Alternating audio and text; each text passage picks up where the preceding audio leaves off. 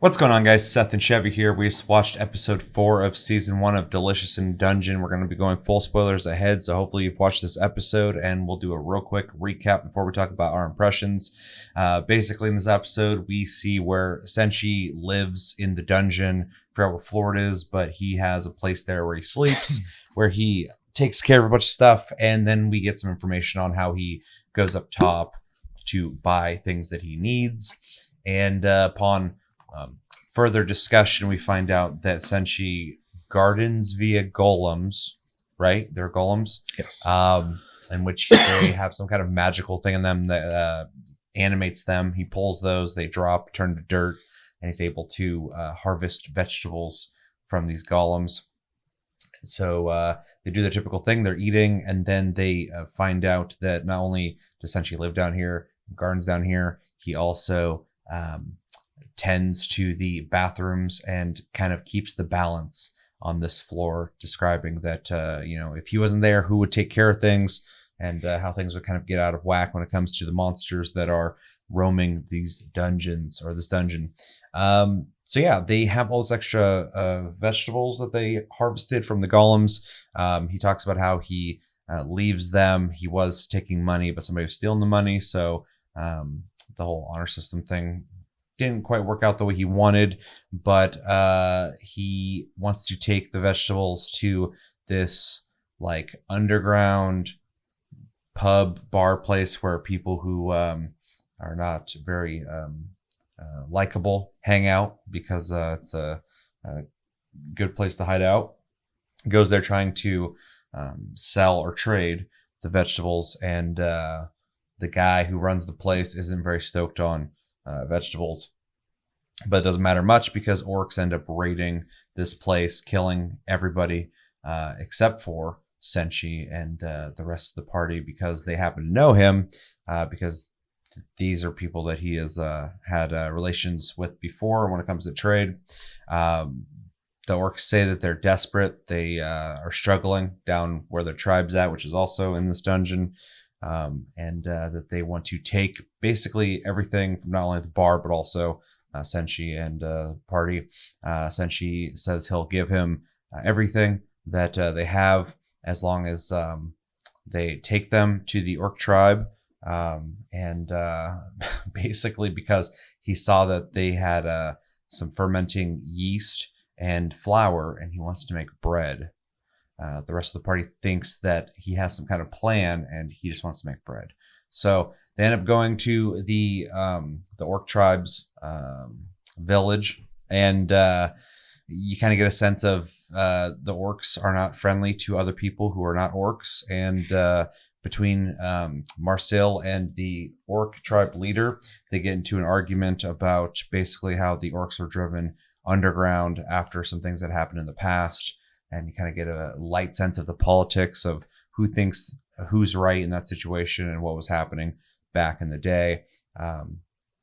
They end up making bread. And the orc leader basically says, that's ours. You just want to make it, but I decide what is done with the bread. They end up kind of manipulating the situation with the orc leader's kid, saying that we're just kind of pressuring him into sharing it. And they all end up eating together, reluctantly at first, but kind of sharing a meal after this divisive political talk. It kind of shows everybody can get along under the right circumstances.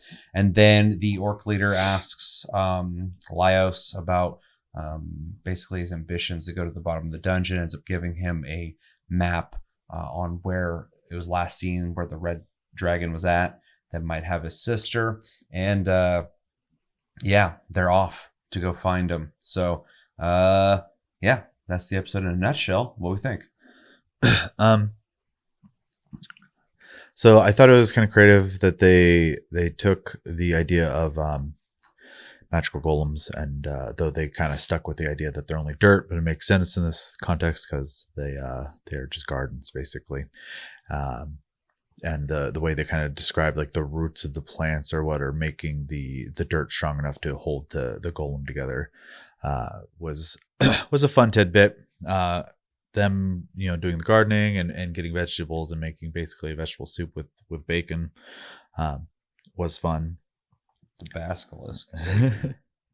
And then after that, mostly finding out more about like Senchi's life, basically, and then that leading into the orcs and getting some like essentially some lore on the world and the dungeon and stuff like that was nice because it added some story element to the episode, which is something I definitely think the show has needed, was more story aspects to it, because it's been fun, but it's been a lot of like little short things that are just kind of self-contained. As for this, felt similar, but also definitely felt like it added to the bigger picture a little more, which I liked.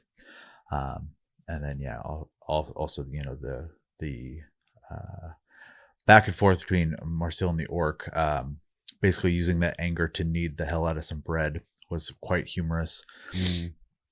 As well as Senchi's very intense desire to make bread. He had some very cracked out eyes. Yeah, he looked crazy, especially in the stupid pen they're put in with the chickens.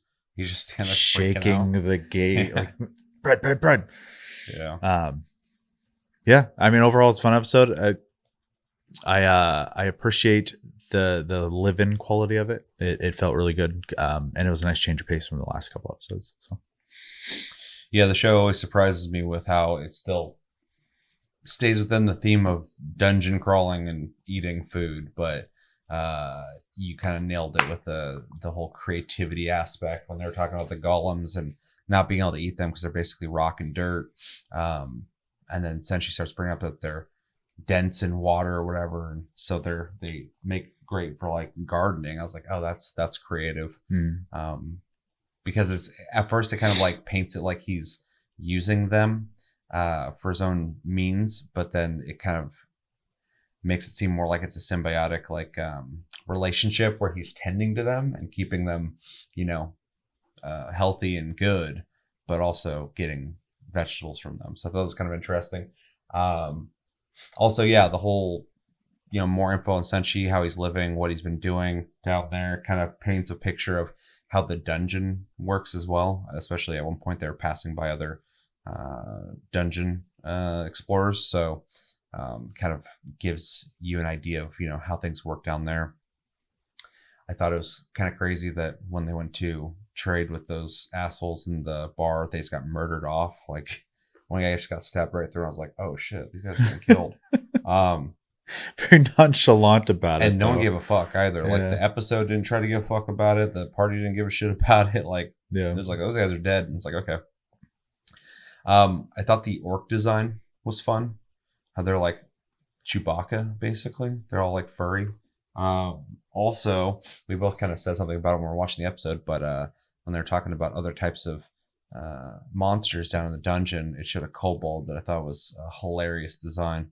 It looked just like a stupid dog. And then I thought it was fun how they went to the tribe, and there's obviously some tension there, especially because they were not really in control of the situation. But that in a way that they're kind of painting this division. I liked how it still ended up being like a coming together moment with the tribe, especially how earlier in the episode it was like they were running in and killing all these people. They even called Laos and his whole group savages. So it kind of shows from their perspective they're the civilized ones and the other guys are savages. But throughout all that, they could end up hanging out and finding some commonality, which I thought was a fun theme. Also, the whole dynamic with like the kid and stuff, I thought was a lot of fun. Yeah, the guy sniffing the jar and he's like, "Oh, it's rotten." He's getting ready to throw it, and then like it's been a couple minutes, and then Senshi's like, "Yeah, the thing over there that guy has, that's not rotten. It's fermenting." And then he starts yelling at him not to break it. So it's funny how dedicated he is to making different kinds of meals. And yeah, he's definitely the off the grid lifestyle guy. Yeah. So yeah, but overall, I like the background on Senshi, character building, like you said, the lore building, the world building, the story building, which I appreciate as well. Also getting a map, so next episode hopefully we get the ball rolling on making progress towards an objective. Because at this point, it seems like they're just kind of wandering through this dungeon. But yeah, overall, good episode. I liked it. Felt like a good change of pace, especially after the last episode. Feeling like just kind of a big fight in a room. This one definitely had a whole different vibe to it. So yeah, really liked it. Anything else you want to say on it? No, I think that's it. All right, let us know in the comments what you think of this episode. What were some of the things that were highlighted for you? Some of your favorite moments, maybe some moments you didn't like somehow, and how you liking the show so far, and where do you think it's going to go from here?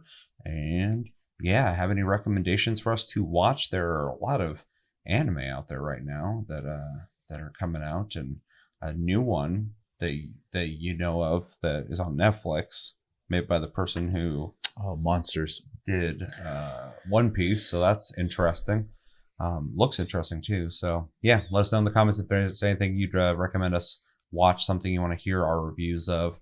I am definitely open to it. We have watched a couple episodes of Metallic Rouge and Buchigiri. We watched 2 episodes of each of those. We're going to watch 3 episodes. We're going to watch the 3rd episode of each of those, and then probably give a review of where we're at on those soon. But yeah, stay tuned. I've been Seth, this has been Chevy, and we'll talk to you guys later.